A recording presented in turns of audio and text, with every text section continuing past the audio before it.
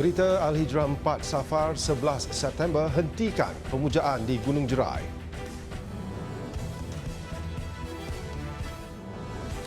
Juga 3 juta remaja divaksin sebelum sekolah dibuka.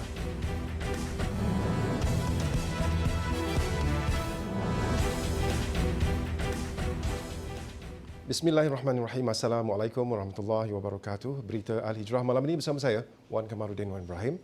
Orang ramai diminta menghentikan aktiviti pemujaan dan khurafat di kawasan Gunung Jerai kerana ia bertentangan dengan ajaran Islam serta boleh mengundang bala. Menteri di Jabatan Perdana Menteri Hal Ehwal Agama Idris Ahmad berkata, perbuatan seperti itu juga boleh merosakkan akidah umat Islam. Menurut Idris, beliau yakin pihak Jabatan Agama Islam Negeri Kedah JAIK akan terus memantau dan mengambil tindakan ke atas individu yang melakukan aktiviti khurafat. Idris juga berharap perbuatan ini dihentikan kerana aktiviti sedemikian akan mengundang bala daripada Allah bukan sahaja kepada pelaku tetapi juga kepada penduduk di kawasan itu. Kerana kita tahu itu amalan-amalan yang tidak baik yang boleh merosakkan dari segi akidah pegangan agama kita. Saya yakin dan percaya di Kedah ni yang ramai dari kalangan tutup guru, para alim ulama yang banyak memainkan peranan untuk menghilangkan sifat ataupun sikap khurafat seperti begini.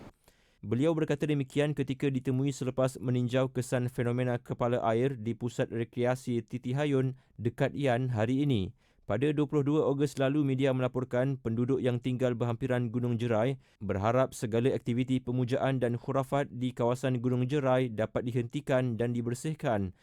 Malah sebilangan penduduk dilaporkan beranggapan bencana yang melanda daerah Ian dan Kuala Muda itu merupakan amaran kepada mereka yang terlibat supaya menghentikan perbuatan berkenaan. Aktiviti seperti bertapa dan memuja nombor ekor selain mandi bunga dikatakan banyak dilakukan golongan tidak bertanggungjawab terutama di Telaga Tok Sheikh di puncak Gunung Jerai. Dalam pada itu, mengulas mengenai satu video tular di media sosial yang mendakwa terdapat jemaah tidak dibenarkan menunaikan solat Jumaat selepas pihak pengurusan Masjid Putra menutup pintu pagar utama, Idris berkata semua pihak haruslah menghormati garis panduan yang telah ditetapkan pengurusan dan jawatan kuasa masjid itu yang mematuhi ketetapan prosedur operasi standard Majlis Keselamatan Negara MKN dalam membendung penularan COVID-19. Di sana disiplin dia ialah masuk saya sendiri. Saya menteri ni. Nak pergi sembahyang pun saya kena bagi tahu staf saya untuk register. Masuk Datuk Siraj. Bidang kuasa ni ialah walaupun kadang-kadang diluluskan oleh pihak MKM, Majlis Keselamatan Negara, dan juga oleh pihak KKM. Tapi kita bidang agama, kita kena rujuk kepada stakeholder kita, iaitu di pihak berkuasa dan tentulah ketua kepada bab agama ni ialah Beliau Maha Mulia Sultan kita. Hari ini Masjid Putra telah mengeluarkan kenyataan berkaitan isu terbabit di mana jumlah jemaah dibenarkan bagi solat Jumaat ketika Pelan Pemilihan Negara PPN Fasa 2 adalah seramai 300 orang. Daripada jumlah itu, pihak masjid turut memperuntukkan sejumlah kota kepada jemaah tetap yang sudah mendaftar lebih awal serta menetapkan masa untuk hadir ke masjid bagi memudahkan pihak pengurusan memastikan jumlah kota ditetapkan. Semalam, tular video berdurasi 57 saat mendakwa layanan 2 darjat apabila golongan tertentu didakwa diberi keutamaan untuk menunaikan solat Jumaat berbanding jemaah yang beratur untuk memasuki masjid. Jabatan Kemajuan Islam Malaysia JAKIM akan merangka draft ketetapan baharu mengenai prosedur operasi standard SOP berkaitan solat berjemaah di masjid dan surau untuk dijadikan panduan kepada seluruh negeri di Malaysia tertakluk pada persetujuan negeri-negeri. Dan ia dalam usaha menambah kapasiti solat berjemaah selepas negara dijangka memasuki fasa endemik COVID-19 penghujung Oktober ini. Menteri di Jabatan Perdana Menteri Hal Ehwal Agama Idris Ahmad dalam satu kenyataan media hari ini berkata, pihaknya akan mengadakan satu pertemuan bersama mufti-mufti negeri, pihak Kementerian Kesihatan KKM dan Majlis Keselamatan Negara MKN dalam masa terdekat bagi perbincangan lanjut mengenai perkara tersebut. Menurutnya, pertemuan itu bagi membincangkan beberapa cadangan untuk memberi ruang kapasiti yang lebih luas untuk umat Islam solat berjemaah di masjid dan surau dengan langkah-langkah keselamatan yang rapi. Selain itu, cadangan untuk menjadikan lebih banyak surau biasa termasuk surau-surau di pejabat sebagai tempat mendirikan solat Jumaat juga akan dibincangkan bersama pihak berkuasa agama negeri. Tambahnya, kerajaan memberi perhatian serius terhadap kemudahan solat berjemaah di masjid dan surau serta aktiviti berkaitan dengannya. Ini kerana ia sebahagian daripada 5 inisiatif yang dirancang iaitu pemantapan mental, jasmani dan rohani serta pemantapan institusi masjid dan surau. Kementerian Kesihatan Malaysia KKM menyasarkan 3 juta remaja di seluruh negara akan menerima vaksin COVID-19 sebelum pembukaan sekolah bagi sesi tahun 2022. Dan Menteri Kesihatan Khairi Jamaluddin Abu Bakar berkata sasaran melengkapkan pemberian vaksin kepada remaja di seluruh negara itu dilihat sebagai petunjuk prestasi utama KPI kementerian itu. Kita akan melaksanakan pemberian vaksin kepada golongan remaja. Kebanyakannya kita akan buat di sekolah-sekolah. Kita akan guna sekolah mereka dan murid-murid akan dipanggil mengikut keutamaan yang telah pun kita kenal pasti dan mereka akan hadir diri di sekolah untuk menerima vaksin mereka bersama dengan ibu bapa mereka untuk memberi kebenaran mereka mendapat vaksin mereka. Saya akan umumkan minggu depan tentang jadual untuk negeri-negeri lain bagi vaksinasi untuk golongan remaja ini. Tambah beliau, program vaksinasi tersebut akan cuba diselesaikan sebelum pembukaan sekolah pada Januari tahun depan. Beliau berkata demikian pada sidang media di Komtar, Georgetown hari ini sempena lawatan kerja di Pulau Pinang bagi membincangkan strategi kesihatan awam dan vaksinasi di negeri itu.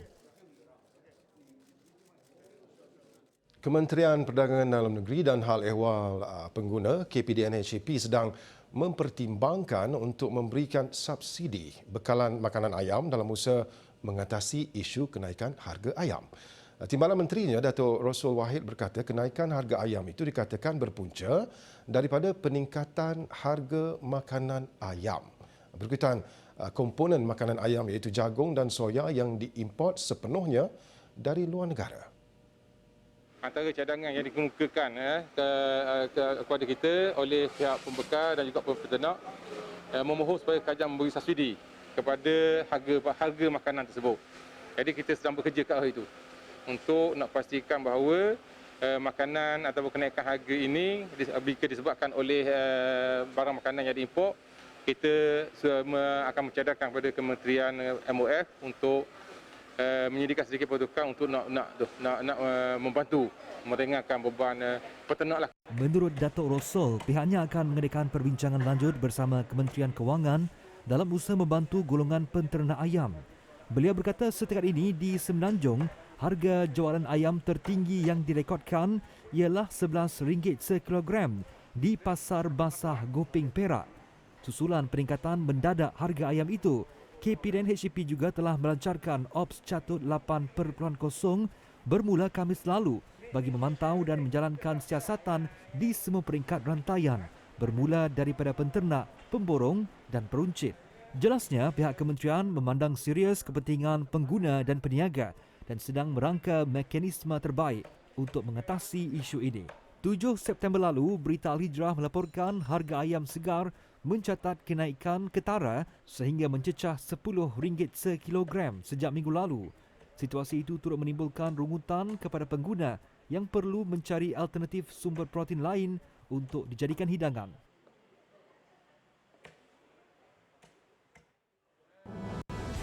Port Dickson kembali meriah.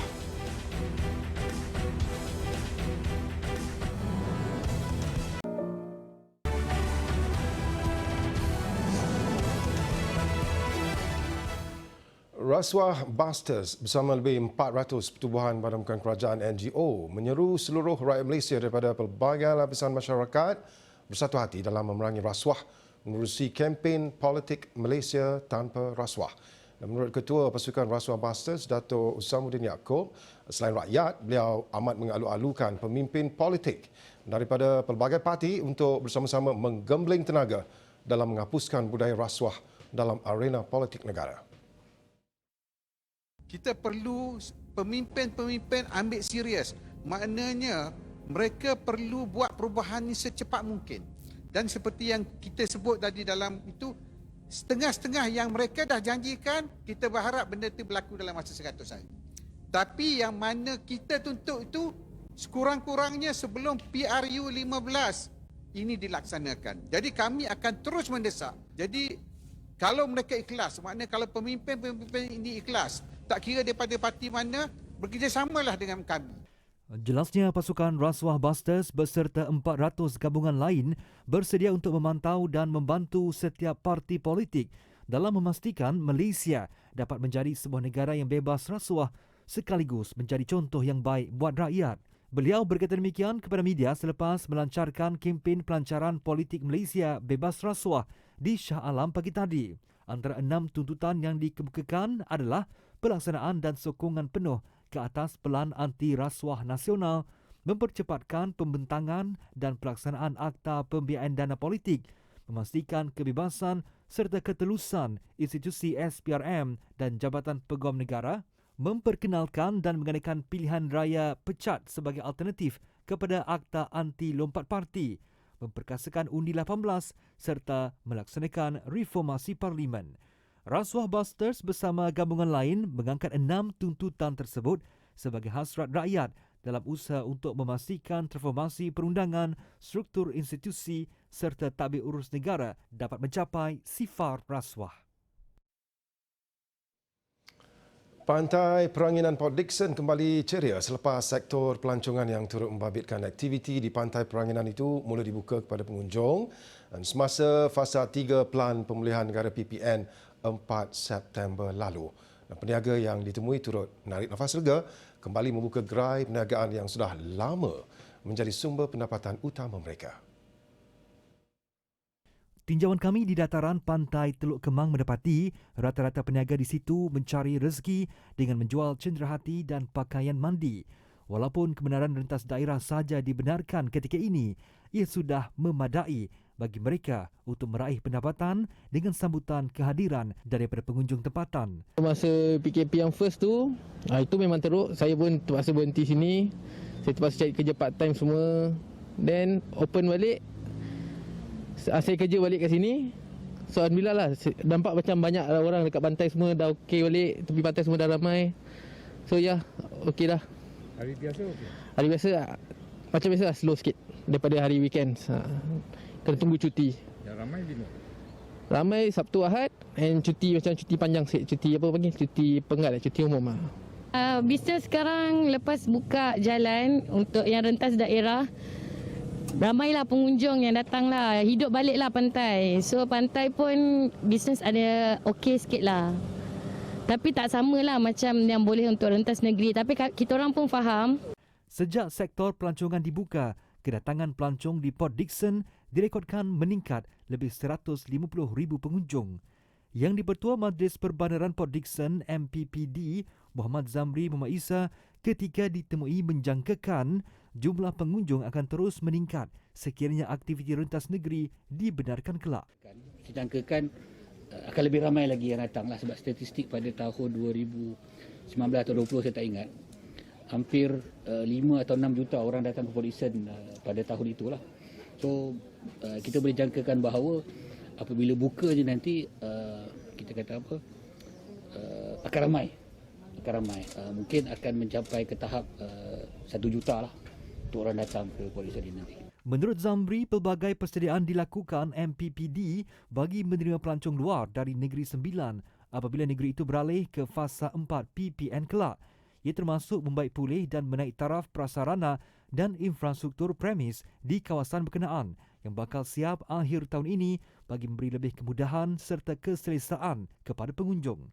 Kerja naik taraf itu membabitkan pembinaan pusat penempatan semula penjajah di Pantai Bagan Pinang, Taman Sunggala Hartamas dan Pusat Perniagaan Lukut Utama serta membina kios baharu dan pembinaan arca di Pantai Saujana. Selain itu, pihaknya akan terus melakukan pemantauan dan pengawasan di lokasi tumpuan bagi memastikan orang ramai menjaga prosedur operasi standard yang ditetapkan.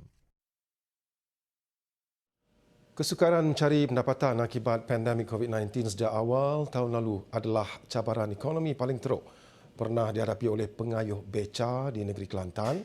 Dan pengayuh beca di negeri itu yang sebelum ini bergantung kepada pelancong dalam dan luar negara, kini hilang punca pendapatan menyebabkan ada antara mereka terpaksa mengambil upah, menghantar sayur ke restoran dan kedai makan berdekatan menggunakan beca.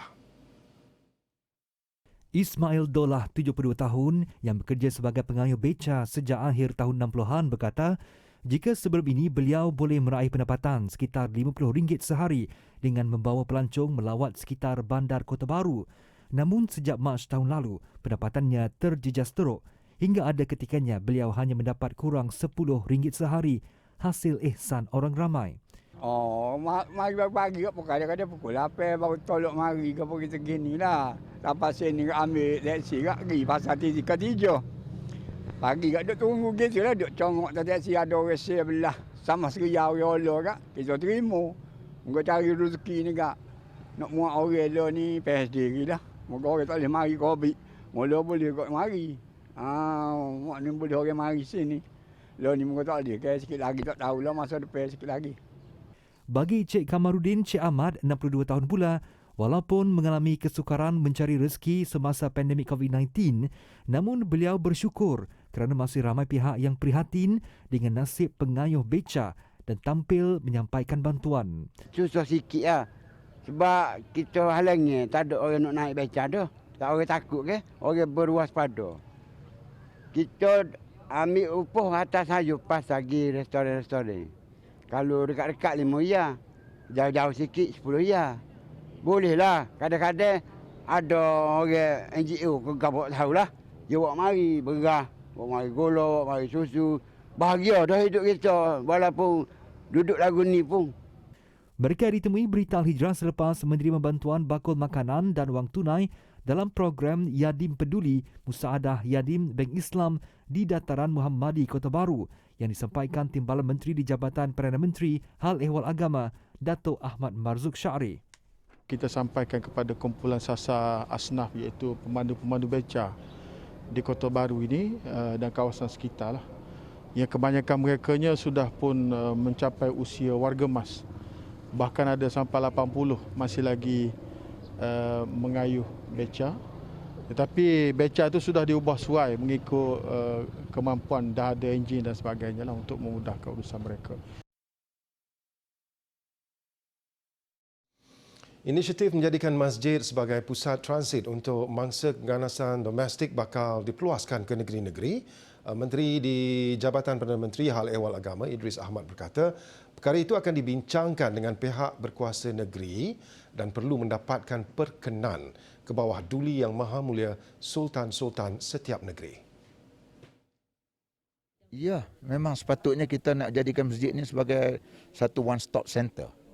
Kalau boleh situ kita tengok ada pula pusat-pusat perniagaan, sebagainya. Kita tak naklah masjid tu jah untuk nak pergi semayang saja. Memang itu yang kita nak sebagai. Itulah sebenarnya kalau kita tengok kegemilangan zaman Islam dulu, masjid tu sebagai satu pusat kepada pembinaan tamadun dalam sebuah negara sendiri. Menurut Idris, beliau menyambut baik inisiatif di bawah Pelan Pengimarahan Masjid-Masjid Wilayah Persekutuan 2020-2024 itu kerana ia boleh mengembalikan kegemilangan fungsi masjid. Menurut Idris, dengan adanya program sedemikian, fungsi masjid akan dapat diperluas sebagai pusat komuniti setempat yang menyediakan pelbagai kemudahan meliputi keperluan psikososial dan kerohanian untuk semua lapisan masyarakat.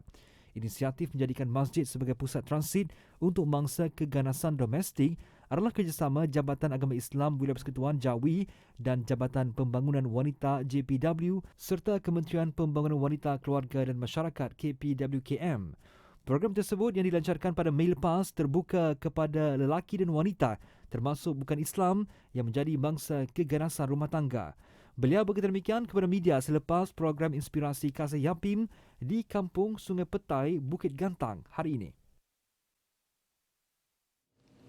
Koperasi Makmur Malaysia Berhad Makmur bakal menerokai perniagaan emas pasaran global selepas Pusat Penyelidikan dan Pembangunan R&D serta Akademi Kecemerlangan membabitkan industri emas beroperasi sepenuhnya hujung tahun ini.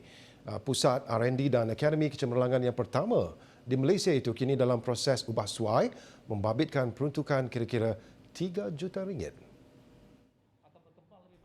Ia akan mengkhususkan kepada R&D berkaitan kesenian, reka bentuk dan kaedah pemasaran produk berasaskan emas. Pengerusi Ko Makmur Datuk Hishamuddin Abdullah berkata, Ko Makmur telah menjadi rakan strategik SIRIM ia sebagai permulaan untuk Ko Makmur menerokai pasaran yang lebih besar dengan menjual produk yang berkualiti tinggi.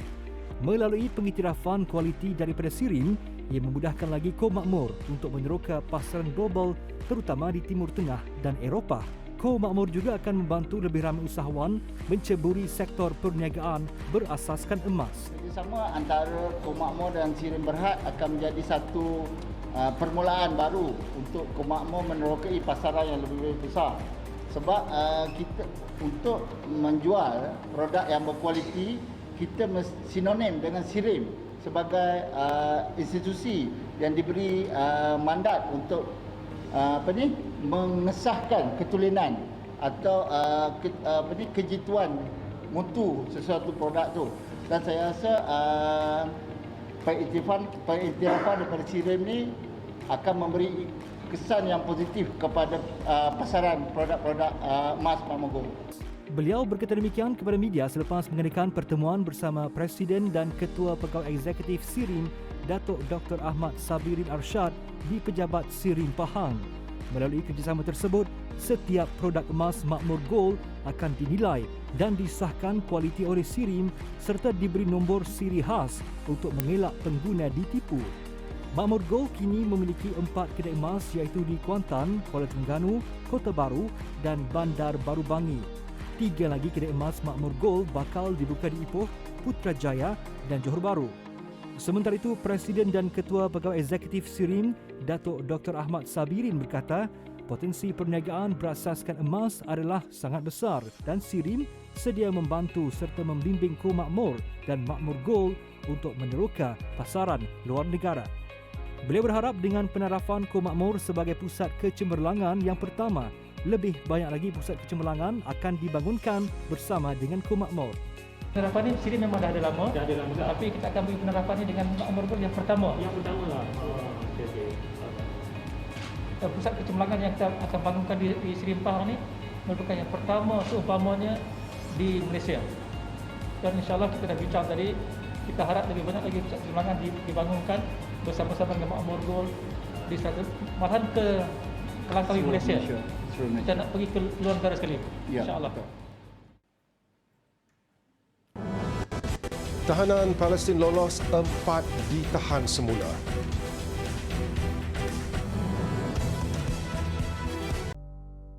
Sempena bulan kemerdekaan dan sambutan Hari Malaysia yang bakal tiba, Angkatan Belia Islam Malaysia ABIM menyeru seluruh rakyat Malaysia tanpa mengira latar belakang, keturunan, kaum dan anutan agama untuk bersatu padu dalam semangat muhibah dan kasih sayang bagi membangkitkan kembali semangat dan identiti bangsa Malaysia. Presiden ABIM Muhammad Faisal Abdul Aziz berkata, melalui bangsa Malaysia ini, seluruh rakyat Malaysia perlu mempunyai keterikatan bagi memastikan ia dapat membina negara yang lebih baik pada masa akan datang.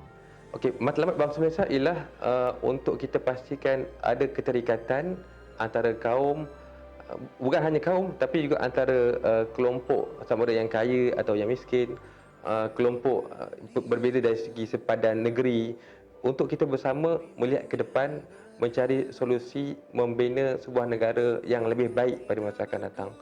Dan itu adalah satu identiti yang saya fikir penting bagi memastikan kita tidak terperangkap dengan persengketaan dan juga sebaliknya, ia adalah solution based. Kita mencari penyelesaian secara kolektif atas perspektif dan juga cerminan Malaysia itu sendiri. Menurutnya lagi, bangsa Malaysia tidak bermaksud melunturkan identiti mana-mana kaum atau etnik, malah memperkaya identiti semua kaum yang ada di negara ini. Paling penting katanya, bangsa Malaysia wujud atas sebab nilai-nilai bersama yang kita percaya dan sepakati dengan nilai kasih sayang, tolong-menolong, kita jaga kita. Selain itu, katanya bangsa Malaysia adalah bangsa yang kuat berusaha, bermaruah dan benci rasuah dan cintakan alam dan peduli kepada persekitaran. Justru ABIM menyeru rakyat Malaysia agar bersama mereka dan pertubuhan bukan kerajaan NGO tidak mengira pegangan agama dan bangsa untuk merealisasikan bangsa Malaysia. Tambahnya, setakat hari ini, ABIM telah bekerjasama dengan pelbagai NGO daripada pelbagai kaum dan agama untuk sama-sama mengadakan pelbagai aktiviti bagi memastikan matlamat ini dapat dicapai. ABIM bakal mengadakan persidangan NUR 2021 dengan tema Good Governance, Quest for the Future pada 25 September 2021. Persidangan ini boleh disertai secara percuma melalui Maya. Untuk pendaftaran dan maklumat lanjut, layari www.nur.org.my. 4 daripada 6 warga Palestin yang berjaya meloloskan diri daripada penjara tahap keselamatan maksimum Gilboa beberapa hari lalu ditahan semula pihak berkuasa rejim Zionis. Dan menurut kenyataan polis Israel, keempat-empat warga Palestin itu ditahan di zon utara semalam dan pagi tadi. Menurut rejim Zionis, 6 individu yang berjaya meloloskan diri itu ialah ahli kumpulan bersenjata Palestin yang merancang serangan terhadap Israel. Satu daripadanya ialah Mahmud Abdullah Ardah, berasal dari Ar-Rabah, berhampiran Jenin, yang ditahan pada 1996 selepas melakukan serangan ke atas Israel. Mahmud merupakan seorang daripada 4 warga Palestin yang menjalani hukuman penjara seumur hidup. Isnin lalu, Israel melancarkan misi memburu 6 tahanan Palestin yang melarikan diri menerusi terowong yang dikorek di bawah Sinki. Dalam operasi itu, tentera Israel dikerah ke tebing barat yang diletakkan di bawah sekatan secara besar-besaran dengan lokasi tumpuan di Jenin, iaitu kediaman bagi pelarian Zakaria Zubeidi. Dengan itu sekian berita Al-Hijrah untuk malam ini dan saksikannya terus program Tijarah sejurus selepas ini dengan tajuk Berhutang untuk Melabur. Saya Wan Kamarudin Wan Ibrahim. Assalamualaikum warahmatullahi wabarakatuh. Jaga diri. Selamat malam.